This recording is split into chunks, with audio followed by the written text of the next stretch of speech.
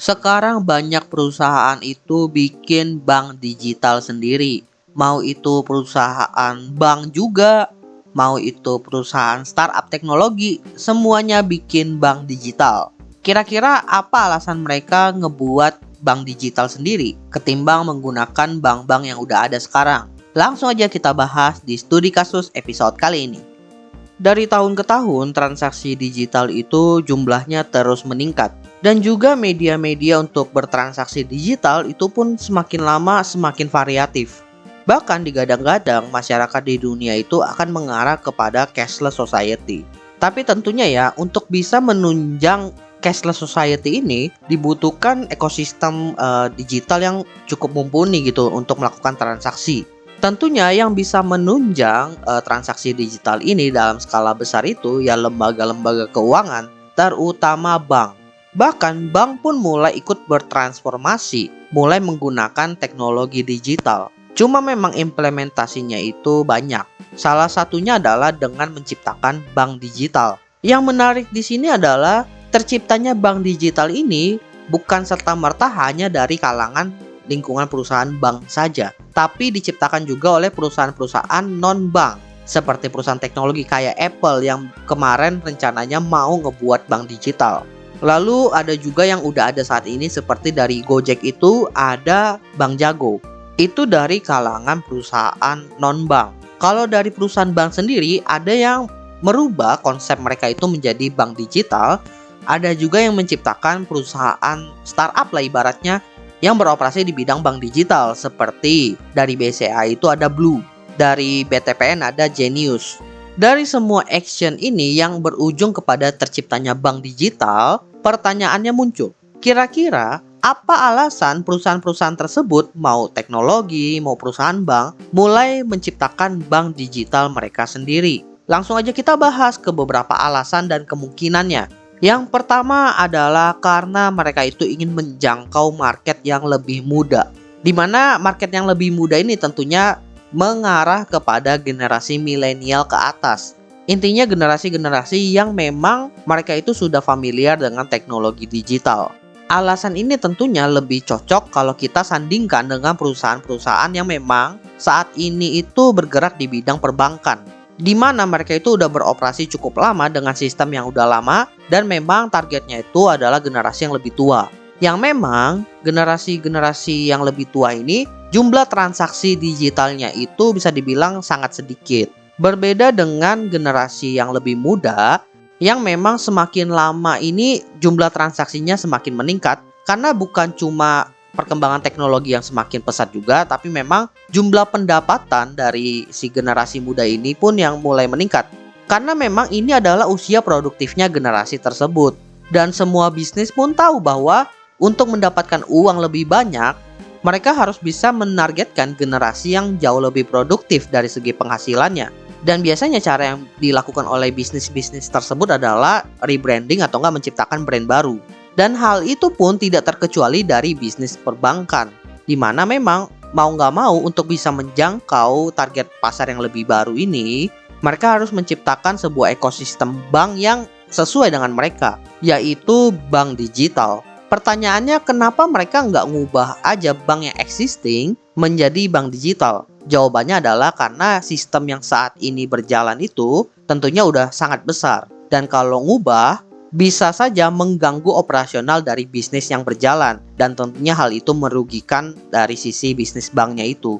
Dan juga biasanya dari segi cost untuk merubah sistem yang lama ke sistem yang baru itu lumayan gede, dan nggak tahu tuh kira-kira berjalannya bakalan kapan. Karena pasti akan banyak penyesuaian. Daripada melakukan penyesuaian yang bisa berdampak kepada perjalannya operasional, mending bikin perusahaan bank digital yang baru aja, di mana benar-benar mulainya dari scratch. Makanya banyak bank yang akhirnya menciptakan brand bank digital mereka sendiri. Alasan kedua, karena untuk melakukan integrasi itu jauh lebih mudah. Integrasi yang dimaksud di sini adalah integrasi antar satu ekosistem yang sama maupun yang berbeda ekosistem. Kita mulai dulu dari yang satu ekosistem. Misalnya dari Apple. Kenapa mereka mau bikin bank digital? Kalau kita lihat dari segi integrasinya, mereka itu akan lebih mudah melakukan integrasi dengan bank yang memang dari satu ekosistem mereka, di mana dari segi internal teknologinya itu hanya dipublish untuk kebutuhan perusahaan yang berada di dalam satu circle-nya Apple. Dan tentunya hal ini pun berdampak kepada pelayanannya. Ketika ada masalah, akan lebih mudah menghubungi orang yang bersangkutan karena masih dalam satu ekosistem. Karena tentunya dari segi kinerja dan juga SOP-nya biasanya dalam satu circle itu masih sama. Sehingga harusnya kemungkinan terjadi konflik kepentingan itu lumayan minim. Berbeda dengan yang kalau di luar ekosistemnya atau berbeda ekosistem. Dapat dikatakan bahwa integrasi antar beda ekosistem itu lumayan ribet dan sulit. Karena banyak SOP yang berbeda antar perusahaan dan juga ada kepentingan-kepentingan yang bisa dibilang perlu didahulukan terlebih dahulu. Tapi kalau kita lihat dari sisi perspektifnya bank, dengan menciptakan bank digital, dari segi teknologi itu pastinya mereka memperbaharuinya, menyesuaikan dengan teknologi yang sudah ada saat ini. Sehingga proses integrasi dengan perusahaan-perusahaan lain yang memang transaksi digitalnya dengan teknologi baru itu bisa jauh lebih smooth. Ketimbang mereka itu harus mengintegrasikan teknologi lama mereka dengan teknologi baru, yang biasanya butuh waktu lebih lama karena bisa dibilang kurang familiar gitu orang-orang yang menggunakan teknologi baru dengan teknologi yang lama. Dan perlu diingat bahwa semakin lama proses integrasi dilakukan antar ekosistem, hal itu pun bisa berdampak kepada proses operasional bisnis dan yang paling penting kesempatan dari antar perusahaan itu untuk mendapatkan pundi-pundi. Karena kan ekosistem belum siap, berarti mereka belum siap untuk mendapatkan ceruk uang. Jadi ya bisa dibilang sayang aja sih kalau kelamaan integrasinya. Kemudian alasan ketiga yaitu mengurangi dependensi dengan ekosistem lain. Di alasan sebelumnya gue udah bilang bahwa kalau integrasi dengan ekosistem yang berbeda, ada kepentingan-kepentingan yang harus didahulukan terlebih dahulu. Artinya ketika sebuah perusahaan ingin melakukan action tertentu yang membutuhkan kolaborasi dengan ekosistem yang lain, mereka perlu persetujuan. Perlu ada respon dari perusahaan yang lain, ekosistem yang lain. Dan tentunya ini perlu waktu, perlu effort. Kalau misalnya tidak disetujui, berarti action tersebut tidak bisa dilakukan. Itu ketergantungan yang pertama. Kalau seandainya action tadi disetujui oleh ekosistem yang berbeda tersebut, pertanyaannya adalah ketika terjadi masalah, di mana ekosistem yang bermasalah itu adalah ekosistem di luar handle dari perusahaannya. Artinya perusahaan A ini perlu menunggu action dilakukan oleh perusahaan B untuk membetulkan ekosistem mereka terlebih dahulu. Di mana ketika mereka menunggu perbaikan tersebut, perusahaan A nggak bisa melakukan apa-apa, nggak bisa melakukan action apa-apa, karena mereka bergantung kepada si perusahaan B. Dan ketergantungan yang ketiga bisa dibilang bahwa dalam proses integrasi ini ada fee yang perlu dibayar. Dan biasanya fee yang dibayar ini berdasarkan transaksi yang masuk melalui action tersebut. Makanya banyak perusahaan itu akhirnya menciptakan bank digital mereka sendiri di dalam satu ekosistem untuk mengurangi dependensi dengan ekosistem yang lain. Ketika terjadi masalah, mereka bisa langsung fixing sendiri dengan cepat. Ketika ada action yang pengen diambil yang berhubungan dengan bank digital mereka, tektokannya jauh lebih cepat karena dari segi manajemen masih sama.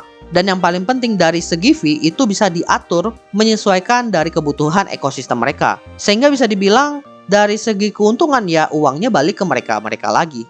Jadi ketimbang dibilang dependensi, lebih kepada hubungan mutualisme. Alasan yang keempat, mereka ingin mendapatkan data user. Mungkin ini lebih cocok kepada perusahaan yang non-bank, di mana memang perusahaan yang berasal dari non-banking itu mereka kesulitan untuk mendapatkan data transaksi yang menyangkut data-data sensitif seperti nomor rekening atau enggak nomor kartu kredit, di mana data ini biasanya dipegang oleh pihak bank. Berbeda kalau seandainya mereka itu memiliki bank digital di dalam satu ekosistem mereka, di mana ketika user itu melakukan transaksi dengan bank digital mereka, data yang mereka dapatkan itu jauh lebih lengkap. Dan tentunya fungsinya untuk apa? Untuk menciptakan fitur-fitur baru dan juga pengalaman pengguna yang lebih terpersonalisasi. Karena yang kita tahu lah sekarang itu yang penting bukan cara bagaimana perusahaan itu mendapatkan uang aja, tapi bagaimana perusahaan itu bisa mendapatkan data dari user sebanyak mungkin. Jadi bisa dibilang kehadiran bank digital ini untuk melengkapi data yang mereka punya saat ini. Dan alasan yang terakhir adalah karena mereka itu ingin mendapatkan pendapatan baru dari bisnis keuangan. Seperti yang teman-teman tahu bahwa bank digital itu masuk ke dalam sektor keuangan.